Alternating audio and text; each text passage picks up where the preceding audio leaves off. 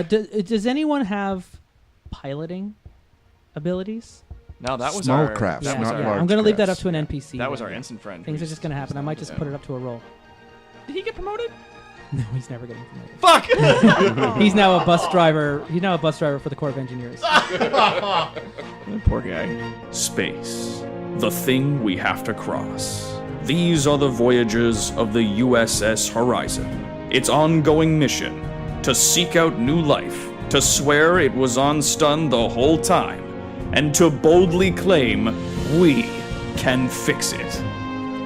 Hey there, listeners. Welcome back to our second episode in this month's campaign. We return to Star Trek Adventures. We are playing through a campaign called The Assessor's Gambit, written by Jim Johnson. It is the second to last episode in the Living campaign that we've been playing through for season 1. I think they're doing another season of Living campaign. Star Trek Adventures by Modiphius. I am running this game, but I am not alone at this table of Starfleet officers, the finest that Starfleet has to offer.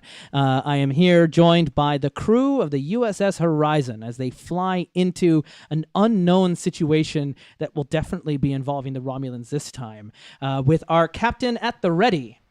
I am Conal Macbeth, better known in the nerd community as Toronto's greatest supervillain and evil genius, Dr. Terawatt, playing Captain Gavin Schofield. And his assistant, standing at the ready with a fresh cup of tea. And Captain, are you sure you don't want to have a nap before we go into battle? I might.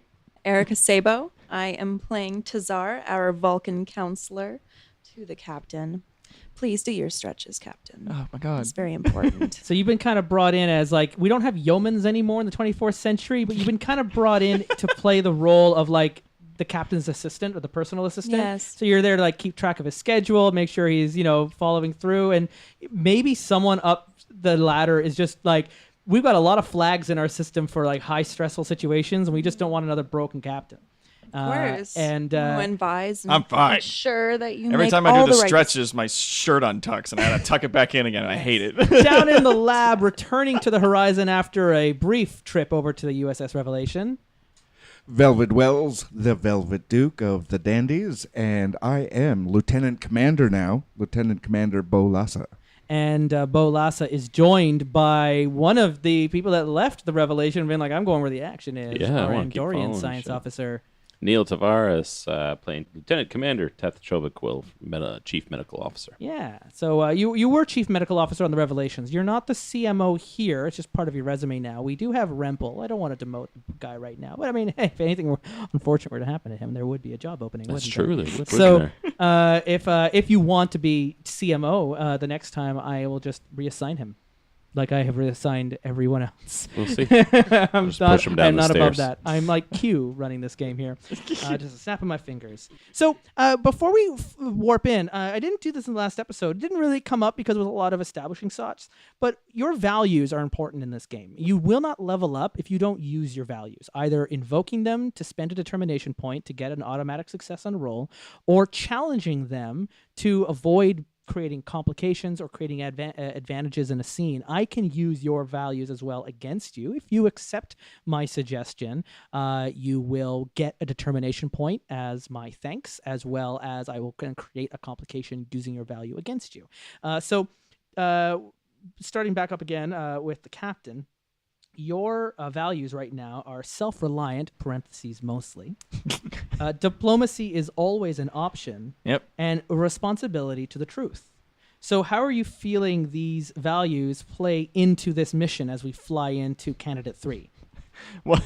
Like what I was saying, it's just like we're gonna go in and we're gonna be at our battle stations and we're gonna be ready for a fight because there's already been aggression against those probes, and so I'm gonna try to talk it out Because you know the Klingons are going to back you up on this plan. Oh, exactly. That's the thing, is that, like, no one's going to want to talk. And I know that going into this, that, like, Klingons don't want to talk. The Romulans aren't going to want to talk. But I got to go in and I got to make an attempt. I'm definitely at diplomacy. using diplomacy as always an option to create some complications in your scene Oh, yeah. to go against Like, what you want. I'm going to try. I know that it's not going to work, but I'm going to try. Tazar, as assistant to the captain, your values are stronger as a collective, precise to a fault, inexperienced and idealistic, and captain's broke, gonna fix.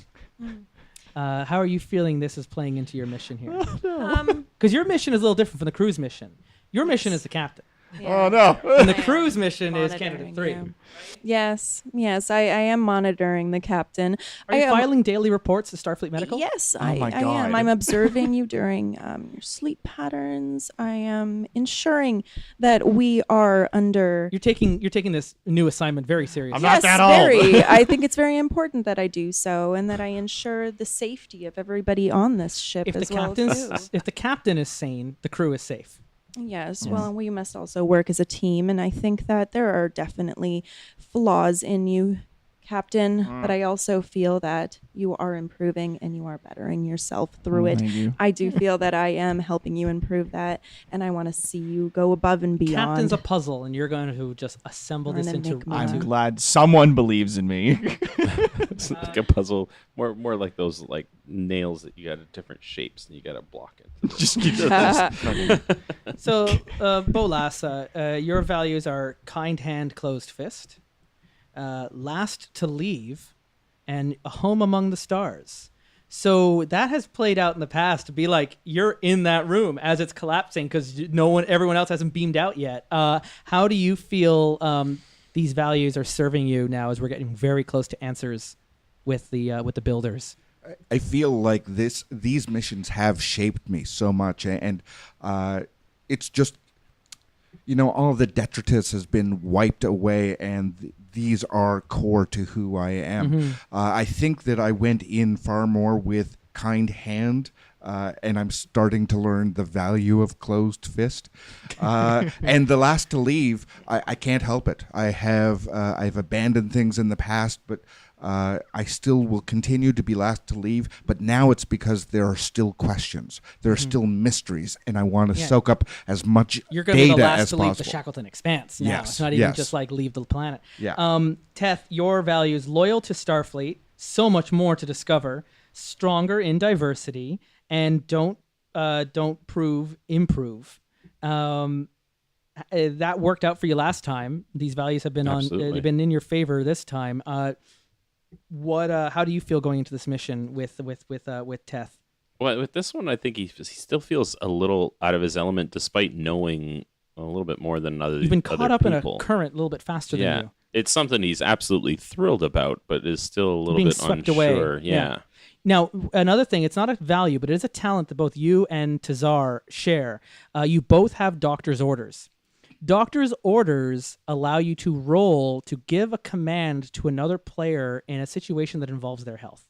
And in the narrative of Star Trek, it's the only time you can outrank the captain. Now, normally that's the chief medical officer. And Teth, it might be a bit of a stretch for you to order the captain that way.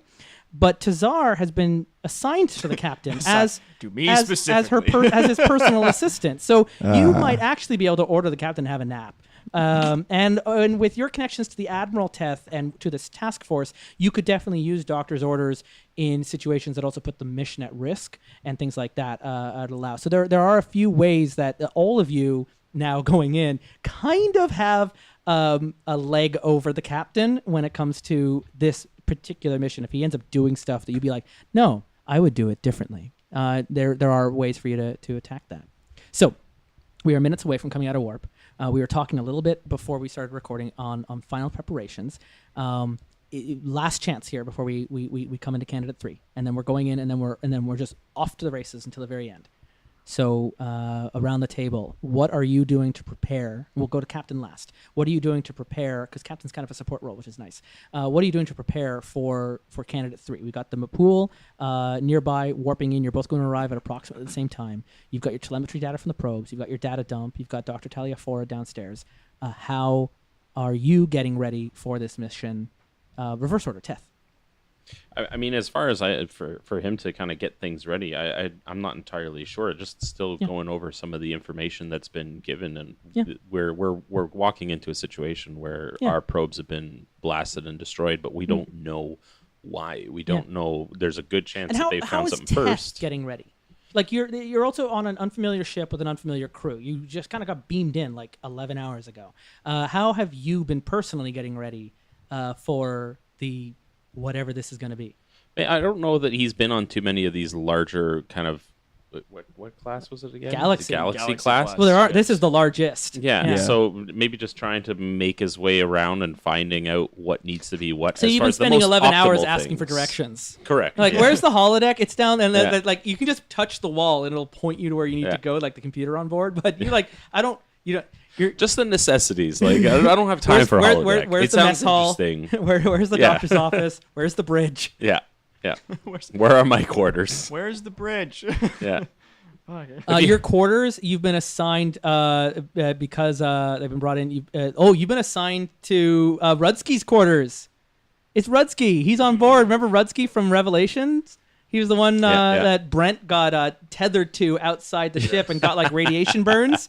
And he's on board the Enterprise. He's on board the Horizon now, and he is just so excited to be the new replicator technician on the Horizon. And you come into your room with like your backpack that was beamed over from Narendra, and you come in, you finally find your quarters, and Rudsky's there, and it's a shared bunk mate quarters situation. Oh, wonderful. And he's like, Lieutenant Chovaquil. Oh my goodness, it's so exciting to see you. I finally see a familiar face. I've been going around telling everyone about how much fun it's been being on the Revelations. And you know what? No one on board Horizons eats any French fries. Can you believe that? I French can't, fries are just going out of Rutsky. flavor. It's We don't anymore. It is really good to see you. I really didn't think this was gonna ever happen. I thought I was gonna be just a complete fish out of water. I didn't think this was ever going to happen either, but then someone just thought it would be a funny bit. That's brilliant.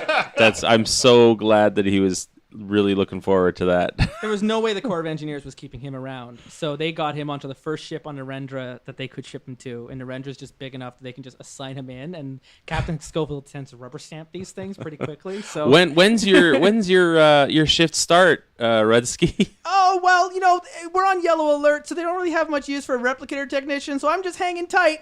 I'm just right. gonna be here. Should you not be close to the replicator in case it breaks down? I'm close to a replicator. Oh, okay. Okay, great. That's good. All right, I gotta go back up to the bridge. I'm I'm setting up like a holodeck club later for some holo novels later in the week where this is all said and done. We can all meet together. Romulans blew up some really important we're gonna be up stuff. against Romulans. Yeah, I potentially. should probably read those dossiers. Yeah, it's probably He's just been advisable. down in this room. There's Rudsky. no windows in the room. He doesn't even know we're at warp. Rudsky, I, you know what? This has been a pleasure. I will see you later today, and maybe we'll have some tea All right, he comes to give you or a big fries. I just freeze up and allow him to hug me. hug. Lassa, how are you preparing here before we come out of warp? I am going to assign a bunch of people to work on beefing up the tricorders. I want to capture as much sensor data as possible. We found on the planets, etc., that was we ran out of room on what we had. Yeah. So no, and we certainly dealt with a lot of electromagnetic interference Right. and all this crap. And so you're coming in here. So actually, wanna- give me a science control. yeah. Science and control roll. And you're going to be working with the crew. So I'm just going to someone else just roll one die to represent the staff you're working with. Yo, that's awesome. So you're like getting, assuming that you're going to hopefully get a landing party to go down on that Class M planet. Absolutely. You want to have more rugged tricorders ready to withstand it. That will That's- withstand the electromagnetic, but that's also really- capture more Yeah, information. no, I'm down for that. Both of them. Very nice. So we're going to create an advance, an advantage. It'll be a trait in the scene when we beam down if we have a landing party. That landing party will be equipped with rugged tricorders, which will reduce any difficulty from interference by 1. Great. So normally these scenes have had like difficulty 2. They'll now be down by 1 with those tricorders. So that's some really good forward thinking. Meanwhile, Counselor Tazar, how are you preparing? And how's the crew feeling as we go into this? Well, I've been working together. So you're the ship's counselor, which even for a junior officer on such a large ship is a pretty big responsibility. And your job is also on sort of if the XO like Haddock, who's not here, their responsibility is to like the well-being of the crew, but also more on like a manager kind of side, where yours is more like ship's mom. You're there to also make, like how's the crew feeling going into this? Well, I did encourage we do and continue our yin yoga session today, just to accentuate a sense of calm and ensure that, you know what, I think we are ready for this. Deep down, though, of course, there is that sense of apprehension. Yeah. There is that sense of worry, and especially that sense of perfectionism that I carry deep inside. Because well, you're not going to let, you want to fix this captain, and you're not going to let the captain down. I don't want to disappoint the captain. Yes. Yes. I really don't want to disappoint the captain, and I want to do whatever I can to ensure. I'll have you coming up onto the everyone is bridge safe. as we come out of warp. Are you bringing anything or doing anything for the captain when you arrive on the bridge here? And then we're going to ask the captain what he's doing. Well, I give you a nice massage on the shoulders because I can tell how tense you are from all of this. Vulcans all- don't really understand personal space. Nope. You know, no. Or massages. And aren't Vulcans like crazy strong? Oh, yeah, like yes. nerve pinch. Yeah. No, actually, you Nerve have pinch, all of them are our Vulcan I does do have the nerve pinch nerve talent, pinch. so they know all like the medical procedures of neuropressure. And there's a way like you could just touch that, and the stress Yes. will just disappear like acupuncture. Oh my god, I thought it was gonna be like we're about to drop out of warp and you're unconscious. Like, the spot. But like, I mean, if she wants to, If I want to, and Yeah. that is partially why I am doing this, Captain, because I need to ensure that we are making the right choices here. Oh. give me good. roll fitness and medicine. Sure. Oh, 2. Yeah, roll 2 die. okay, Fitness okay. and medicine. Difficulty 0. You wanna get? Oh yeah. Oh, nice. 14 and a 2. And what's fitness plus medicine on your sheet? If you were to add that together. 4, so 13. So 13. So you Yes. lost 1, but you succeeded at another. And so that's fine. I'm going to give you, give me a blue token there to represent another, you got some momentum generated. As well as, how many, what's the number beside nerve pinch? Is it 5? Yes, it is 5. So here, roll these 5d6s Okay. to represent how much damage you deal during your massage. Damage? What? So how many 5s and 6s? And were you having any 1s and 2s? No, there's had 2 So 5s and 6s are sixes. effects. So you, Captain, gain 2 points in stress. What? You gain. Remember how you have your gain. total stress? Okay. And when so we I have it get- capped off? I've already got an extra 3 from Resolute, so. So we're you've gonna got add another 2 that have been added in Oh, thank you. from Okay. that My neuropressure. pleasure. All right, I thought it was gonna be like, and you take 4 damage. Just be like, what the fuck? Like, So I know what I'm doing, yeah, Captain. Yeah, like, yeah, no, hostile that work worked out. environment. Including your Captain, well-being we're about to here. come out of warp. It's an important Stephen time. Prince announces. Any last minute preparations? You got- gave your speech. Gave my speech. We got the shields up. Everybody's ready. This is it. Yep. All right. So we come out of warp into the Canada 3 system. Who's on the sensors? You want to have Lhasa? Lhasa, that's your old station. Yeah, it was my old So station. Yeah, if you want to Lassa's come on out. the sensors. Absolutely. So on the sensors, Lhasa, there are no signs of Romulans in the system. Although you are picking up elevated levels of tetryon particles and electromagnetic and gravimetric disturbances in the system are immediately wreaking havoc on your ship's sensors. Like the whole screen kind of goes like a bit, like as soon as you come out and you're trying to scan it. There is a trait with an intensity of 2 in this system, increasing the difficulty of tasking the sensors by 2, but our sensors are rugged and working well, so the intensity brings it down by 1 So until those we were run the out tricorders. of. Yeah, but we also have advanced sensor suites that's true, installed, which right. do the same trick. Okay. Which Conal spent on a level up previously. Yeah. So when that happens, though, we do have a power rating on the ship. And if we run out of power every time we use those sensors, we may lose that advantage. So, Teth, you got a question? Just a question. Yeah, as far as where it comes into focuses of xenobiology, is there a chance that maybe I know like the thought process of the potential Romulans on No, what? but xenobiology will definitely help when we're studying alien languages on the planet and things Sounds like fair. that.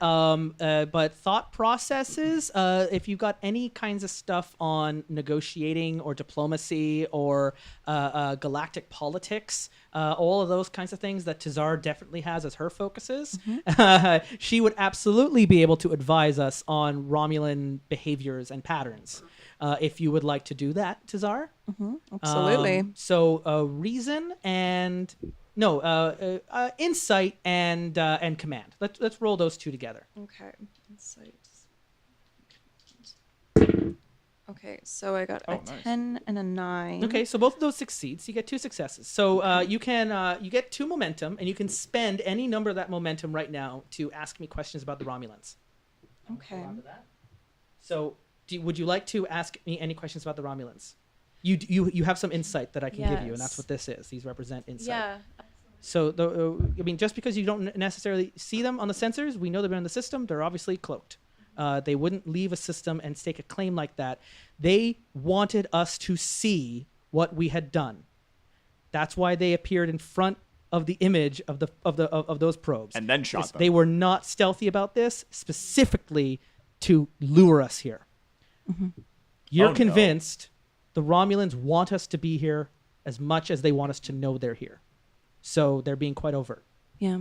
So, do you have any other questions you would like that I could answer that maybe I haven't considered? Is there any way for us to be able to communicate this in a peaceful manner? There is no known way to communicate with a cloaked vessel. Oh, okay. Yeah. And especially with the science vessels going on here. So, I'll let you hold on. Okay. Along with, so we're sitting at 6 momentum.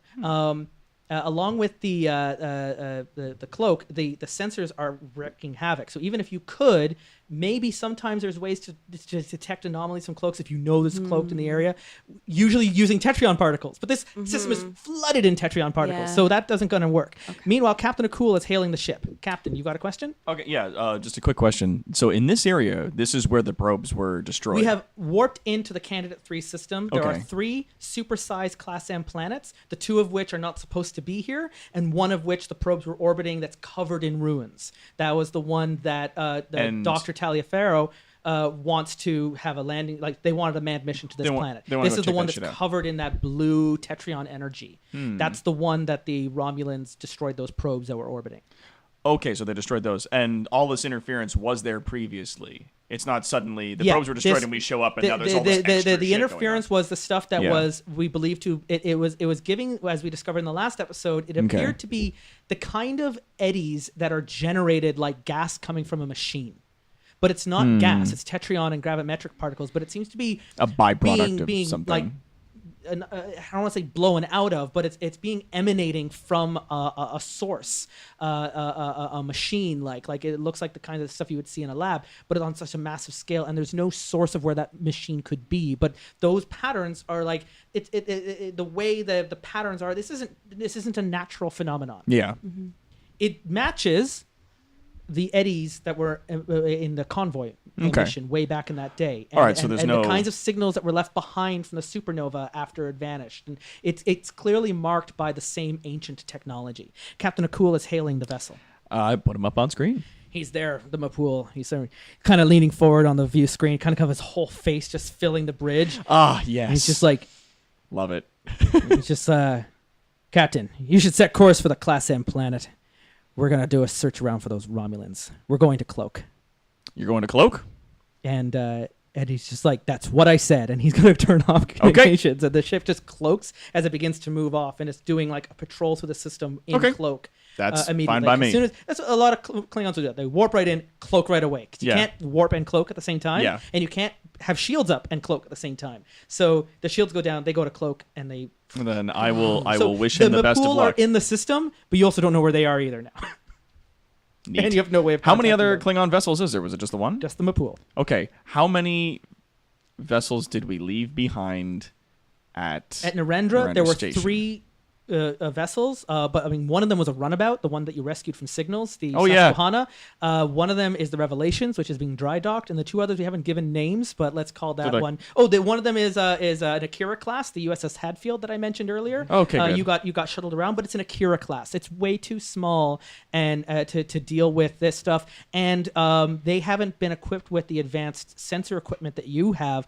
They would be able to see even less in this system. So that's one reason why they were left behind at Narendra. They sent their biggest, best, most Okay. well-equipped ship out here. That's the thing is, well, I don't think we can send a message back at this point, but it has just occurred to me as we've arrived that, yes, they did uncloak right in front of the camera and then shoot those things. And if they're not trying to bait us out here into a trap, then they may very well be trying to pull strength away from Narendra Station so that they can hit it while we're out here. Dr. Taliaferro is hailing the bridge. Oh, the doctor? Yeah, she's like calling directly to the bridge down from the lab. Okay. Which is kind of against protocol. She's a civilian. She should know better. Or she doesn't know better.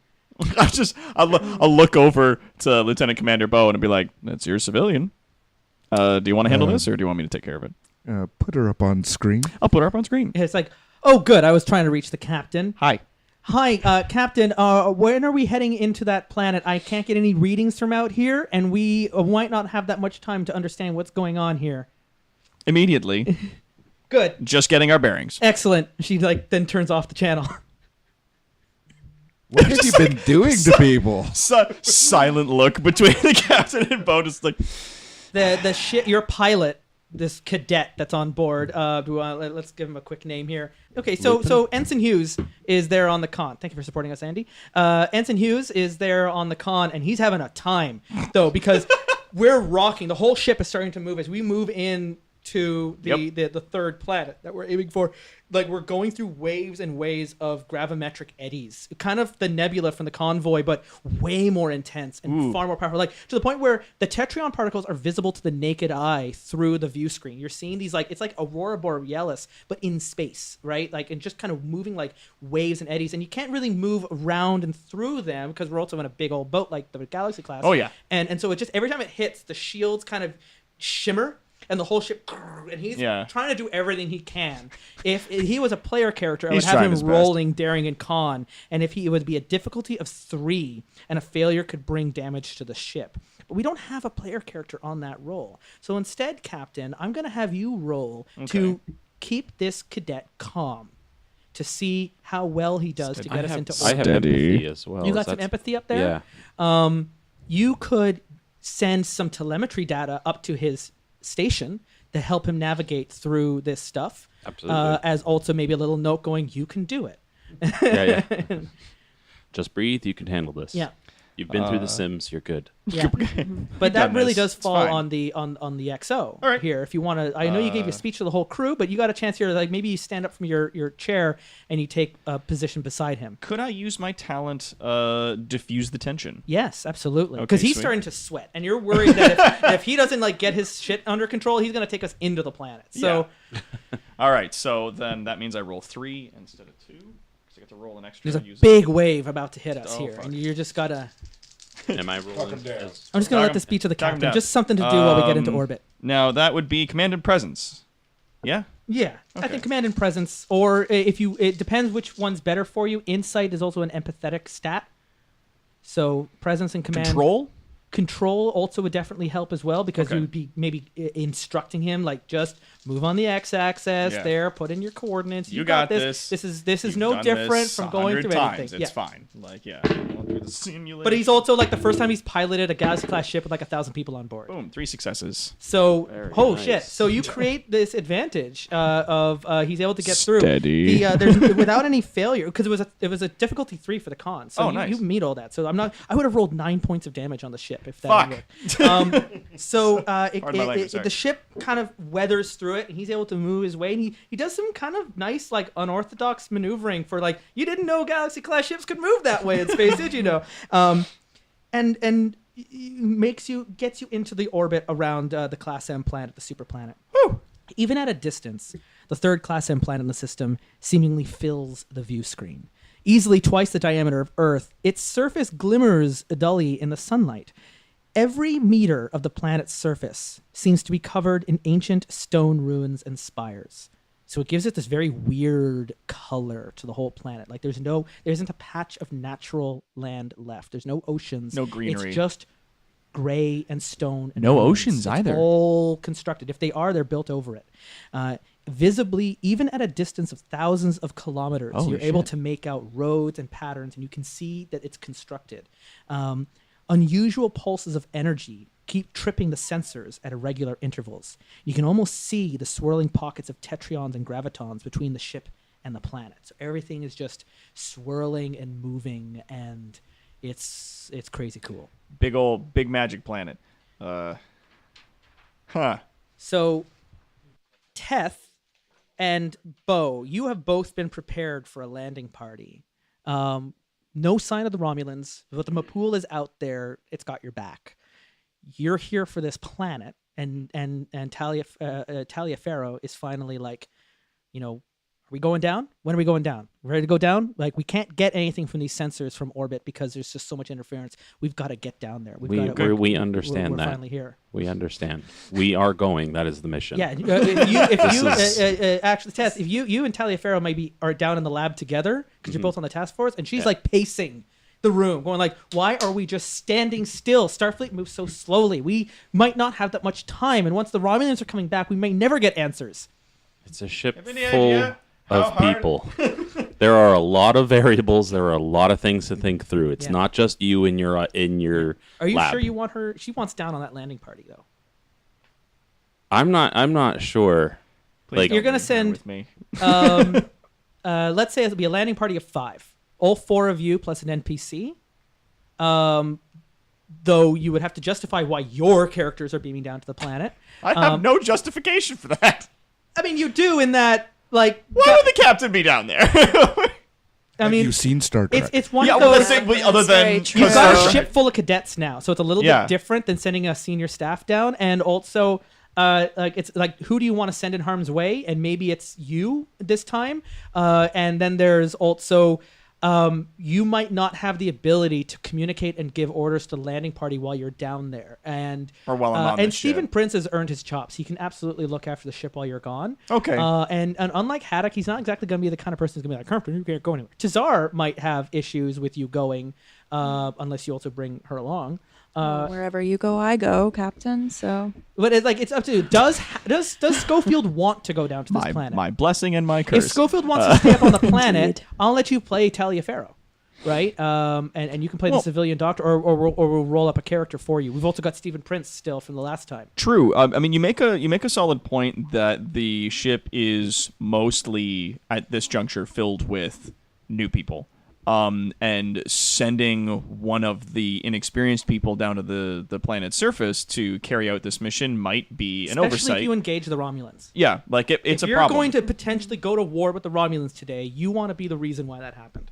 Yep. So And then I'm gonna want to be down on the planet. If nothing else, just in a position of responsibility. I feel like as far as Talia is concerned, like her enthusiasm is fantastic, but this is important, This and is a there's already Starfleet mission. there's already been a sign of aggression, and if she's going to be causing anything to go at risk, if she's going to decide, You need her up on the horizon to be able to Correct. take in any information you find. instead, like, give her a position somewhere on the ship where she feels that she is getting what she needs, and keep her the hell Lhasa- away from trouble. Who wants to break the news to Taliaferro that she's not going on that mission? I'll take that on. That's your So civilian. as this is going on, then maybe the door to the lab opens up, and it gives you a chance to like, walk into the scene. So She's like packing her bags as you walk in the door. I'm going to help you move to one of the advanced sensor labs so that you can get the information as we're sending it. Doctor, I need you here.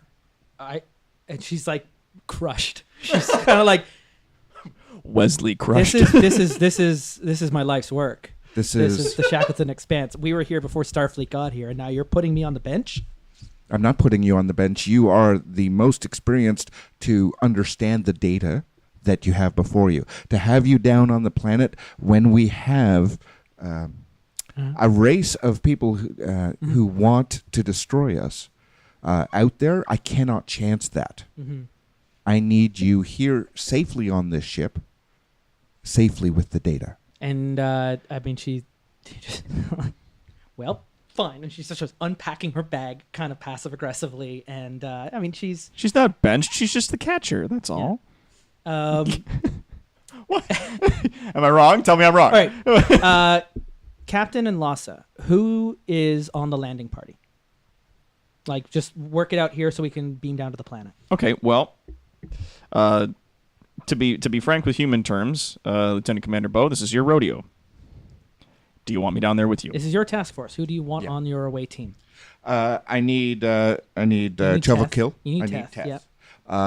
Captain, I need your experience with diplomacy. Yeah. When I've tried that in the past, we've had to leave No one quicker. speaks to Romulans like Schofield speaks to Romulans.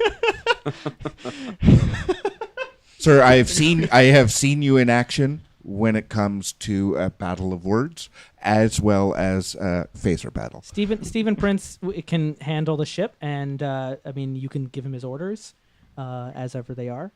Don't sink my boat. and if you engage with the Romulans, leave the system. Yeah. Right. Yeah. Tazar, where I could see you helping us is there are times where logic does not prevail in our plans. I need to have that. I need your skill with that to see the broader picture, Yes. as well as the Thank you. precision. Yes. Yes. Yeah. Okay. So And then we also, will. maybe on her record, Tazar was part of the delegation that signed the peace treaty with the Cardassians. So has also a very strong diplomatic background before she went into being a counselor. So there is like, if you're also looking for, if diplomacy is the answer, you might have a star diplomat on your hand as well. That would be perfect. We will also need another security person. I think potentially security. And do we have someone as far as engineering as well? Well, you have Jared Cherney you could bring down, who I could go through and find his little stat sheet. Is Amos and around? Amos, what have I got here? Stephen Prince. There's Jared Cherney's sheet. Ston Jamos. How many security can we spare? Well, you don't have. There's a lot whole- on the ship. You don't have you've got enough. Like on the horizon, you have a crew of. You have a scale of 6, so you can go down That's a with. lot. You can team down with 6 people if you wanted to, but that would be an escalation spend. If you did that, I wouldn't create stats for them. I would just have them as like a crew, like a department. And if you want to beam down with a security detachment, I'm going to get 2 threat for that because you're beaming down with a much more aggressive stance than the usual 5-person landing party. Like your old trained Starfleet officers, 5-person is more than enough to handle almost any situation. If you want to beam down with an additional 5 security officers who are all equipped with weapons, I'm going to get threat for each additional security officer you beam down with. So potential just maybe 6 of us then, 1 security, 1 engineering, if we can take those 2 people with us. And that's I think that we should be good with 5. I 5, think you think? 5 is enough. We'll have 1 security person. Let's go with the engineer. Okay. All right. Okay. So, Jared Cherney, engineer, he knows Jeffrey Tubes and he knows Tribbles and he takes things at face value. So He knows he's gonna be Tribbles? down there, and he's been working on beefing up your tricorders. So he's there. He would normally be also the transporter chief. He's going to do a control and engineering task with a difficulty of 2 to beam you down to the planet. Control and engineering. Yeah, can we get a shuttle? Because I'm scared to beam through. Look just... at how difficult it was to get the horizon down. Oh, is it going to be You're easier crash to your shuttle. teleport? It's going to be easier to transport. Yeah, these like this is the reason why they didn't send anything smaller than a Galaxy class ship. Scares me. Like there's still. so much tecton particles between you and the planet that Yeah. the ship to ship might not work. Oh yeah, sending a shuttle might just kill us. That's fine. I immediately. rolled 2 successes. Nice. So, as you're beaming down, you do feel like there's a bit of that strobe light where you see both places, and you're kind of like you're in that energy beam for a while. And as you come down to the planet, and there you are on the planet of the surface of the planet. All this electromagnetism and all these other particles and stuff isn't like immediately lethal to people, is it? Crumbled buildings and damaged spires are visible in all directions. You have a CMO with you, so he can tell you. Crumbled buildings and damaged spires are visible in all directions, as are piles of stone rubble and assorted ancient detritus. Detritus? One common element visible in all the walls, spires, and ground slabs are grooves cut into the stone in either straight lines or precise angles. Carved glyphs of an unknown language are carved within the walls and spires as well, matching the writing found on other ancient sites discovered in recent months. A light wind kicks up whirls of dust here and there, and the entire area is blanketed in the strange silence of a long-abandoned city. There are no animal noises and no apparent sounds of machinery, aside from the gentle chirping of your tricorders as each of you pulls them out. Well, Initial scans of the area show this to be a dead area of the city, says Cherney, as he's going over. I recognize the some of the symbols that we see here good. cut in. Reminds me of good. Seku 6. Would you like to Are we roll able to- reason and science? I would love Yeah. to. Difficulty of 2. To be able to more into it. document some of this stuff and send it on back. Difficulty of 2, though. So you need both of those to succeed, unless you want to roll in some of that momentum we've been generating to buy extra dice. You can purchase dice with momentum. You can also use determinations to generate a third free die, and anyone else can assist in this roll to roll in extra die. Because I saw some too. Did I Yeah. not? I am going to use Well, and you all have momentum. tricorders as well. So it would be reason and science, and it would be assist with reason and science as well. I would let Jared roll with engineering stats instead because of their background. Yeah. Okay, so you have one success, and are you buying? Did you buy I it? did buy one, yes. Okay, cool. So, And I have 3 successes. oh, perfect. So difficulty of 2, you end, yeah, 4 you end up total. getting 4 in total. So hand me back a momentum here. Failure might have blown up your tricorder, which is too bad. It's kicking out massive amounts of tetryon particles and electromagnetic eddies coming from the stonework around you. You see that one of the larger structures to the northeast of your position is emanating a power signature. In fact, if you spend this momentum, Yes. you notice that there are pulses of blue energy that are going through the groups, not all at once, but just like every now and then you see a pulse, and by examining, you're seeing they're all going in the same direction. They're all going towards that Something. northeast structure, and there's it's an epicenter of this energy. Amazing. Yeah, so the walls and spires all around you are all like carved. It's kind of like, I don't know, circuitry, but like glyphs and energy. It's actually a lot like the Sheikah from Breath of the Wild in Legend of Zelda. That blue. It's all that like drippy blue tetryon energy moving through the whole, like this whole, as far as the eye can see the horizon, it's all this kind of stonework. It's very something else. That's kind of like taking down like documentation of all these symbols. Like this is just stuff. But it's not. Take It's not pictures. often. It's just. It's very dim. And in fact, you're the first one to notice it from that momentum span, and you have to point it out to everyone else. Be like, "There, did you see it?" And like, I didn't see anything. Is it possible for me to use I have a focus in linguistics to be able to decipher any? It's such a dead language. You are recognizing similar symbols from the data dump from the other ships and that have been discovered across. It definitely matches the aliens, but what it means or what it says, it could be math, it could be graphs, it could be blueprints, it could be words. There's just not enough information to even begin to. I recognize that one. understand. It says you are here. So Oh, it's just it's street sign. yeah. It's amazing. Street sign. You're standing here, Captain. I mean, you're still the captain. They're still in charge of the task force. What do you do? Well, through scanning and looking at all of the energy pulsing up and everything like that, I am going to. I mean, it's a long shot, but I'm going to check the area for any other life signs other than us. And if no life signs, I am going to scan the immediate area for bodies or debris left behind by living things. Your tricorder will pick up occasional bursts of energy.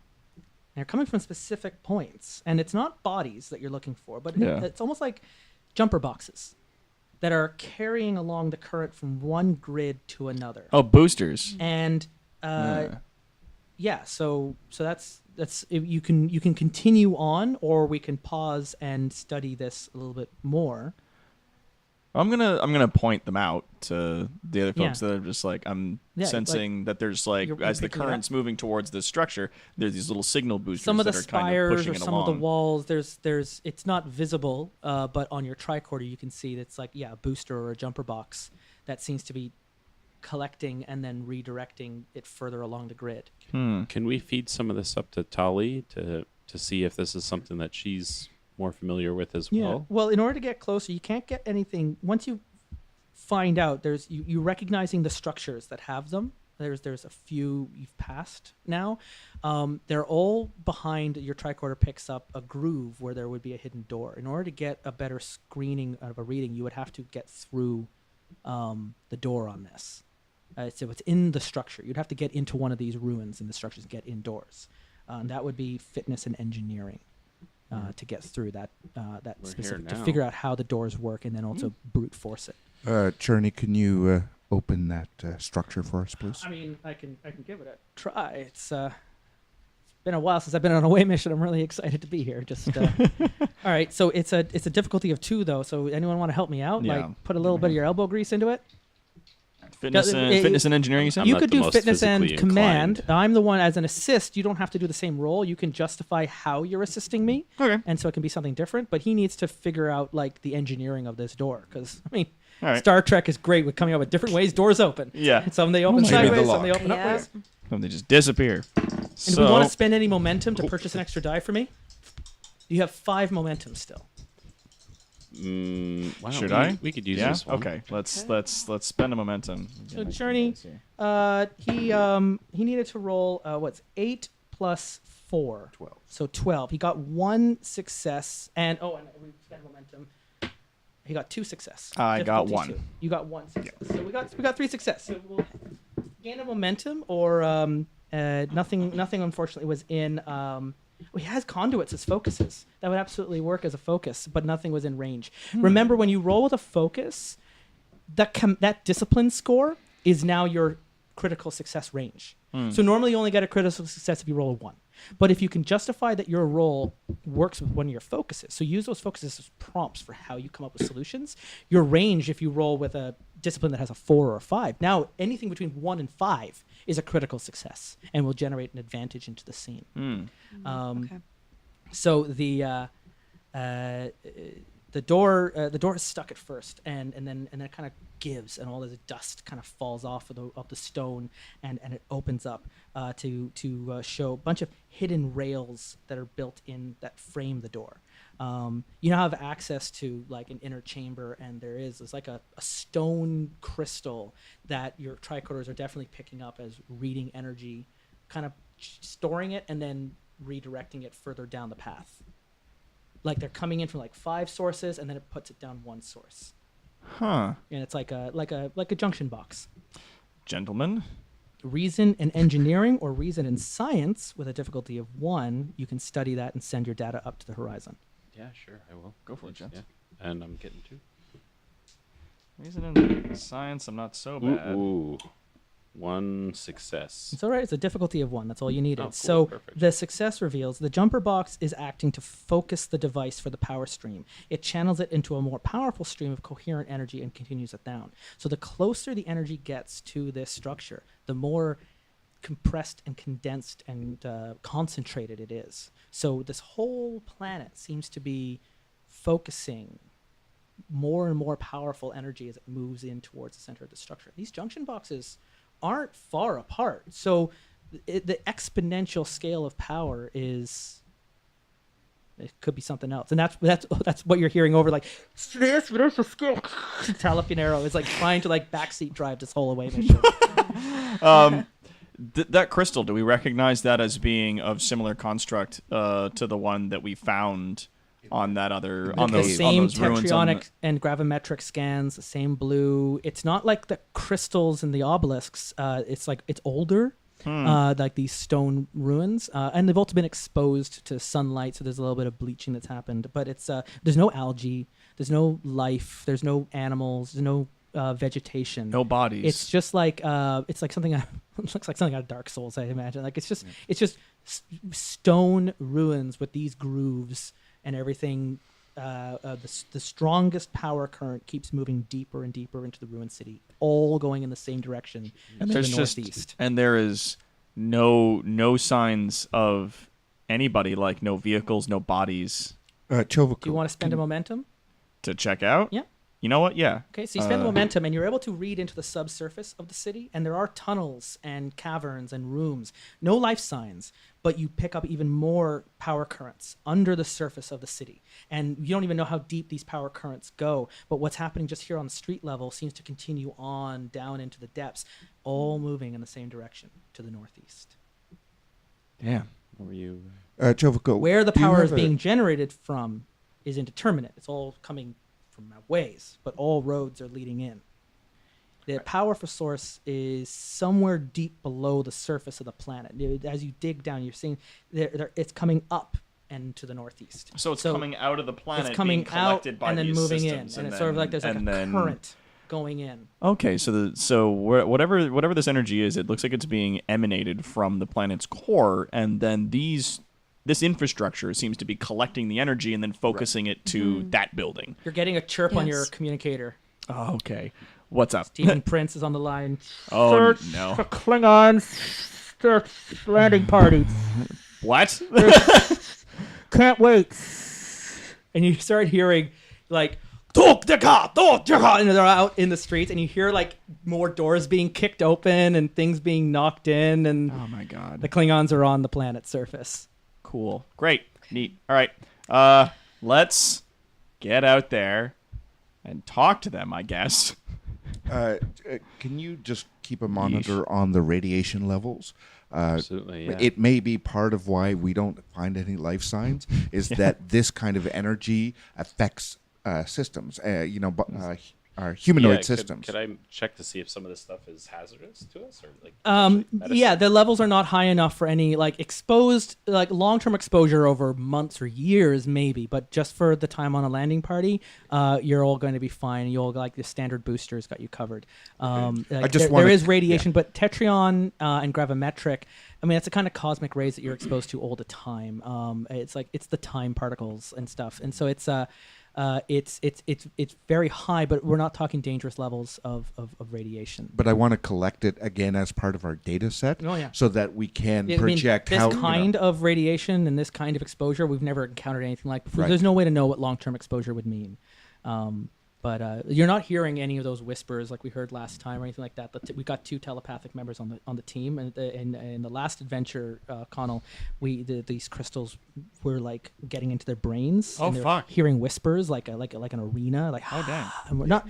This is quiet. Like you have never been on an away team to a planet more quiet. Like even on those other dead binary worlds, ones, yeah. even those binary worlds and stuff, they were going to an extinction level event, but there was still like trees and there was still water and there was still like that kind of even that warmth that comes with a planet that has any bit of life.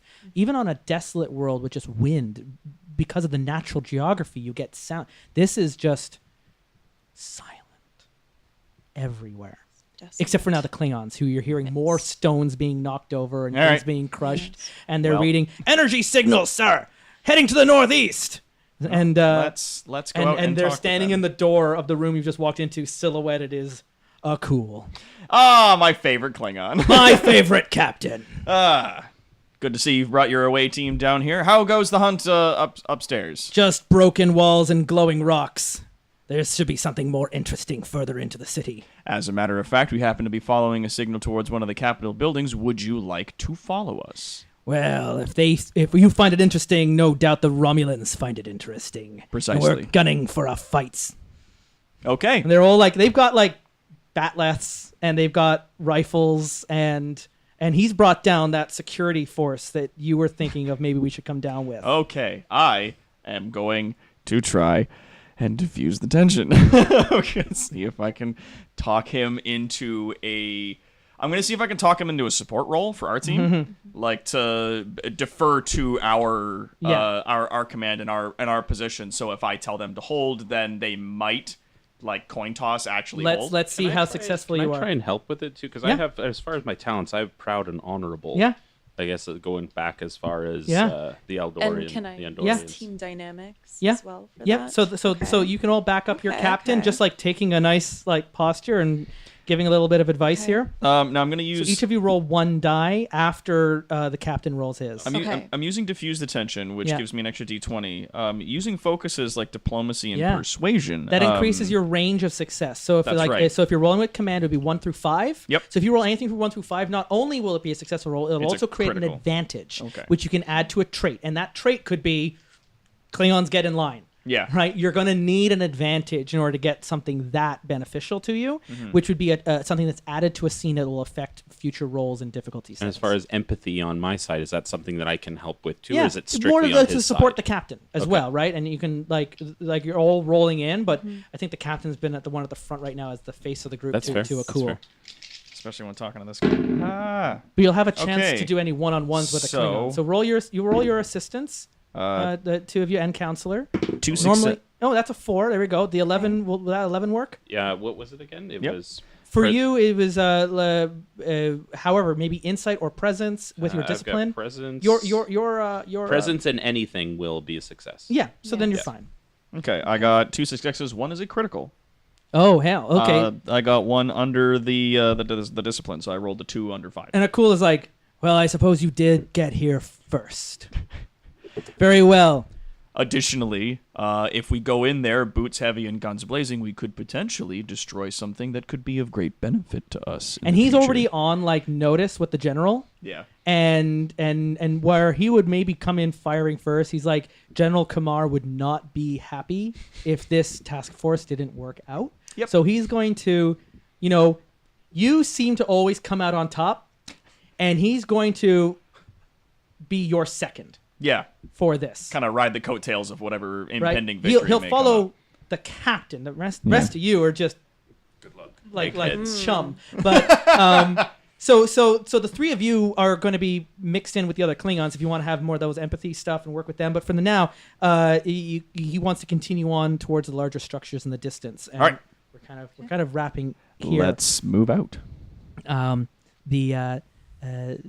As you make your way towards the distance, the buildings are getting more complex and taller. The spires are getting like there's more intricacies going on here, maybe because there's more energy being sectioned.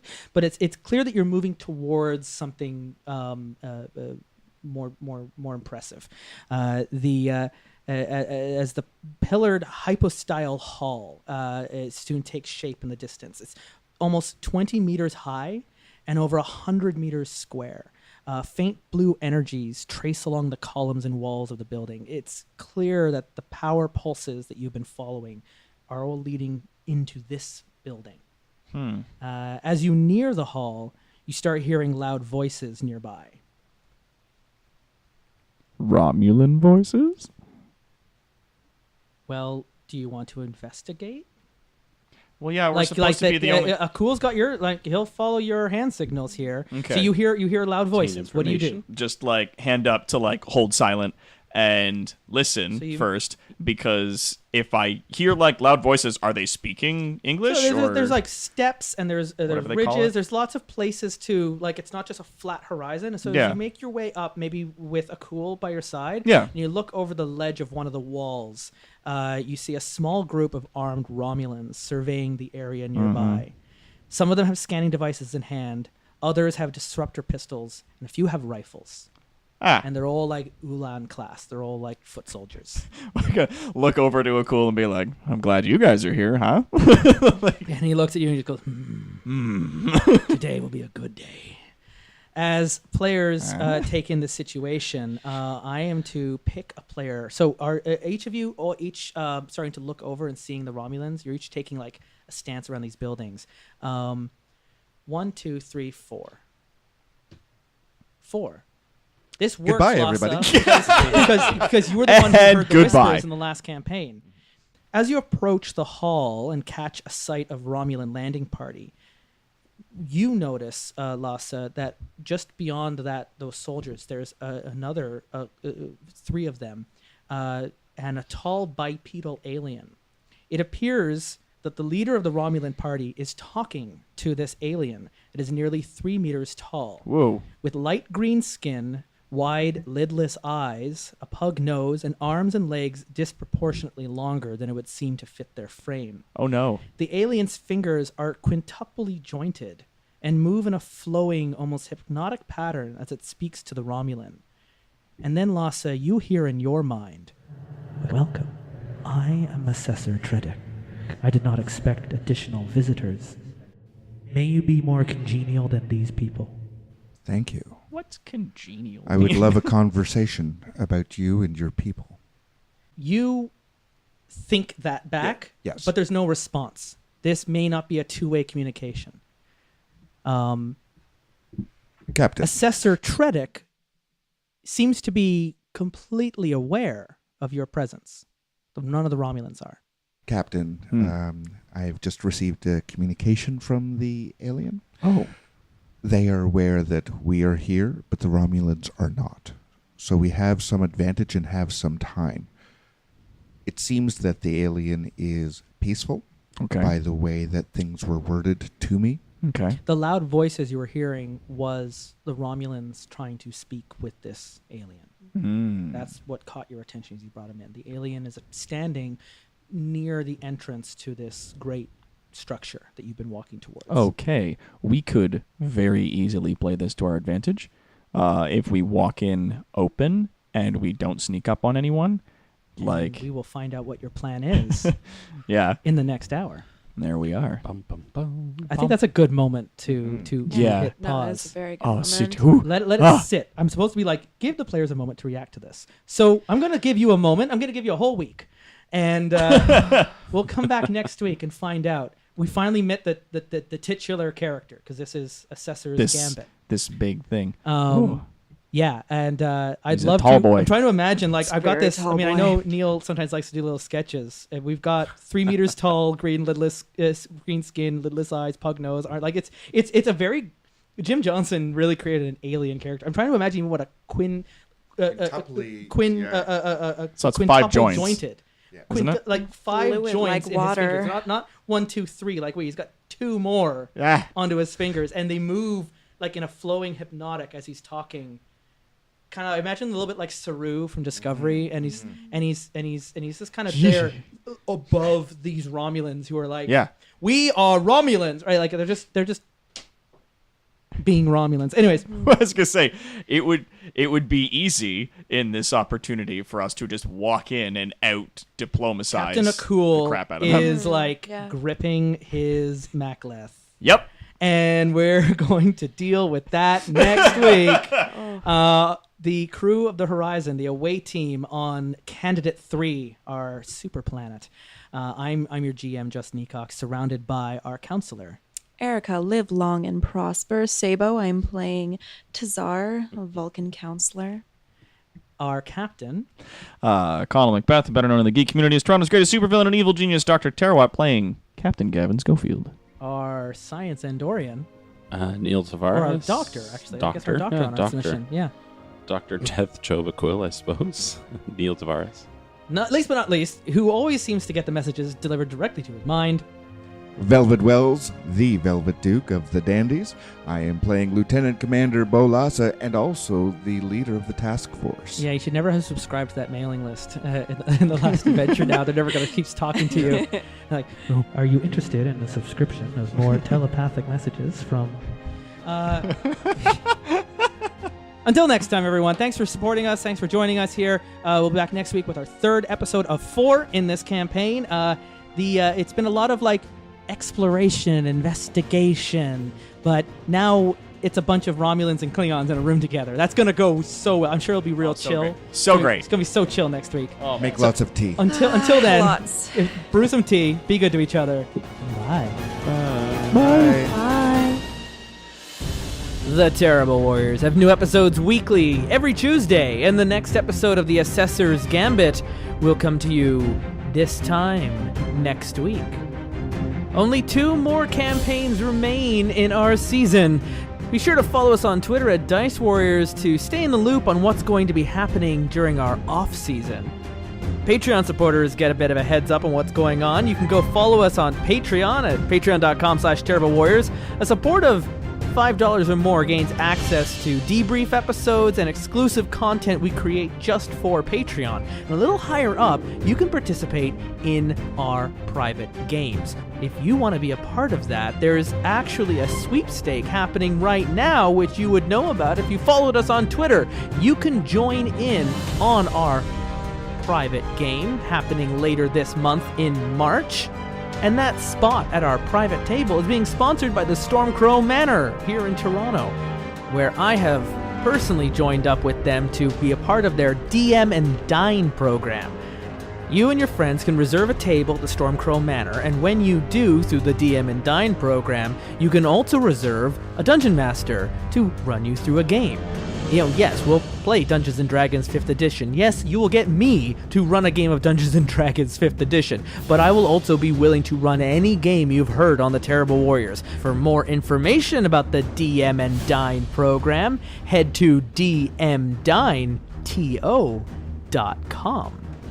Star Trek Adventures is published by Modiphius Entertainment, and The Assessor's Gambit is written by Jim Johnson. Today's Terrible Warriors and your intrepid crew of the U.S.S. Horizon: Conal Macbeth, Erika Szabo, Neil Tavares, Velvet Duke, Game Master Justin Ecock. And like I said at the beginning of this extra, we'll return this time next week for part 3 of the Assessor's Gambit, right here on the Terrible Warriors.